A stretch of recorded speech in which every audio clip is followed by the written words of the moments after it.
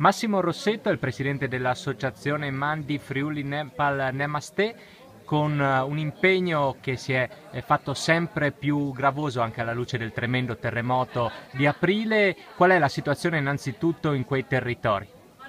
La situazione è ancora molto drammatica, anche se non se ne parla più.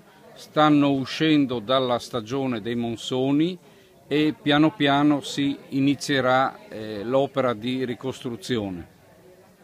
Voi come associazione, l'ha annunciato quest'oggi, avete raccolto più fondi di quanto ha stanziato il governo italiano.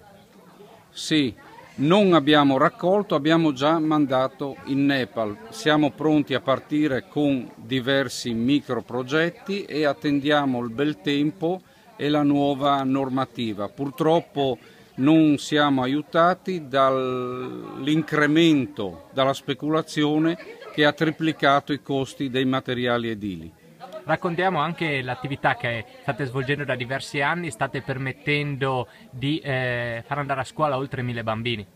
Sì, esatto, sono 5 le scuole attualmente tutte in funzione e grazie alla nostra esperienza del nostro terremoto, sono tutte agibili, hanno nel primo periodo funzionato come presidi medici e adesso sono oltre 1000 i bambini che regolarmente la frequentano.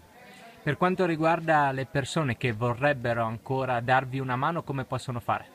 Ci trovano sul nostro sito internet www.mandinamaste.net oppure su Facebook, sul nostro gruppo Friuli Mandi Nepal Namaste. Noi saremo ben lieti di ricontattarvi e di darvi le dovute spiegazioni e chiarimenti. Con ultima battuta, con le risorse che avete acquisito, cosa intendete fare? Intanto partiremo con la costruzione immediata di 5 piccole casette per persone in grossa difficoltà che noi conosciamo già da diversi anni. Finiremo una casa famiglia, una piccola scuola con 8 aule su in montagna, il prossimo anno la seconda casa famiglia immediatamente. Poi in ottobre, durante la nostra visita, decideremo anche gli altri microprogetti.